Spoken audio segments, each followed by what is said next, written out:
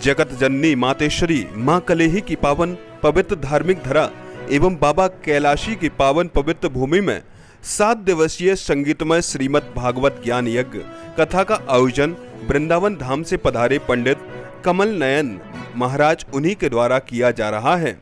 कथा के चौथे दिवस वृंदावन धाम से पधारे पंडित कमल नयन महाराज द्वारा अपने मुखारविंद से भगवान श्री कृष्ण की विभिन्न मनमोहक बाल लीलाओं का वर्णन किया। कथा के चौथे दिन भगवान श्री कृष्ण का जन्मोत्सव बड़े आनंद एवं हर्षोल्लास के साथ धूमधाम से मनाया गया।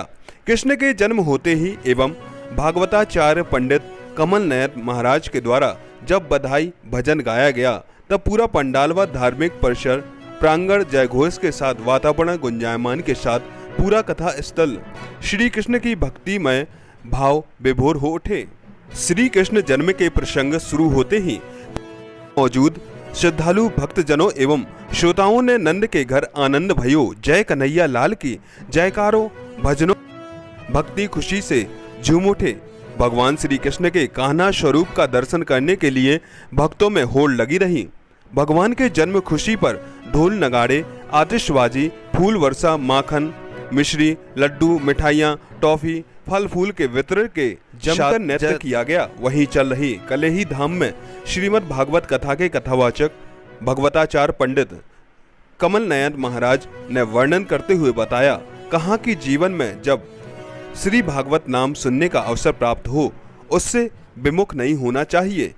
भागवत पुराण के विभिन्न प्रसंगों पर प्रकाश डालते हुए बताया कि जब जब धरती पर अधर्म बढ़ता है तब तक परमात्मा अवतार धारण करके धरती पर ही स्थापना की है। उन्होंने कथा के दौरान प्रकाश डालते हुए बताया, जब धरती पर चारों ओर त्राही त्राही मच गई, अत्याचार अनाचार का साम्राज्य फैल गया, तब भगवान श्री कृष्ण ने देवकी के 8वें पुत्र के रूप में जन्म लिया। पंडित कमल नयन ने बताया कि जब पृथ्वी पर कोई संकट आता है, दुष्टों का अत्याचार बढ़ता है, तो भगवान अवतरित होकर उस संकट को दूर करते हैं। श्री कृष्ण जन्म के साथ 52 अवतार व धर्म की कथा का वर्णन किया। राजा बलि व वामन अवतार की कथा में कहा, जब जब धरती पर पाप बढ़ा तब तक प्रभु ने अवतार दिवसीय संगीतमय श्रीमद् भागवत कथा के माध्यम से भगवान श्री कृष्ण की लीलाओं का वर्णन कर अमृत ज्ञान रूपी जानकारियों के साथ सतमार्ग पर चलते प्रेरित किया जा रहा है।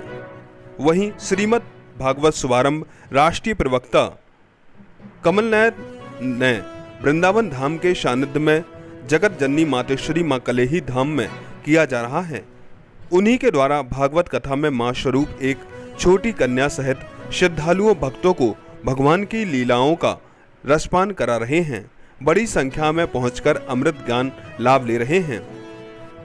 इस अवसर पर काफी संख्या में अनुयायियों के साथ श्रद्धालु भक्त उनके शिष्य प्रमुख रूप से मौजूद रहे।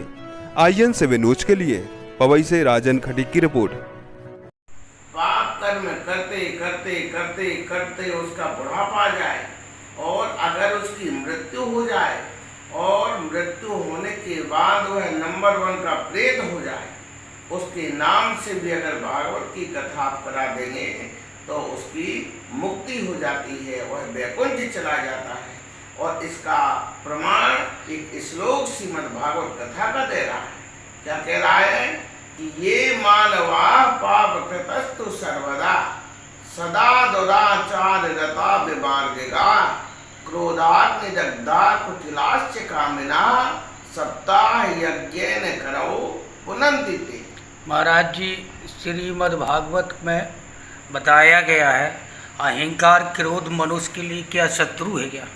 हाँ, कहते हैं कि जीव के बिगड़ने के 4 साधन होते हैं। श्लोक ही वर्णन करता है कि रूप यौवन संपत्ति प्रोत्तम अविवेकता और एकैकमप्पनर्था यौख्यमोयत्र चतुष्टयम्। मनुष्य के बिगड़ने के 4 साधन होते हैं। सुंदर रूप का होना, जवानी का होना और पैसे का मिलना और किसी पद का आ जाना।